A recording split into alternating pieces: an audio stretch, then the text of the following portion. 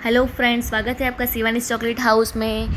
आज मैं आपके लिए लेके आ गई हूँ हेल्दी ब्राउनी। आपने बहुत सारी मार्केट में मिलने वाली हेल्दी ब्राउनी खाई होगी। अगर आपको ये चाहिए तो आप मेरे इंस्टा पेज पे जाके मुझे मैसेज कर सकते हो और आप वहीं से ऑर्डर कर सकते हो। अब आप कहोगे कि ये डायरेक्ट मैसेज करने को क्यों कह रहे हैं, तो मैं आपको बता दूँ कि ब्राउनी जैसे कि आप वीडियो में देख सकते हो, मैंने हेल्दी इंग्रेडिएंट्स यूज़ किए हैं। जैसे कि व्हीट फ्लोर की जगह पर मैदे की जगह पर मैंने व्हीट फ्लोर यूज़ किया है, ठीक है। और शुगर की जगह पर मैंने जैगरी पाउडर यूज़ किया है। No vanilla essence, no veg oil.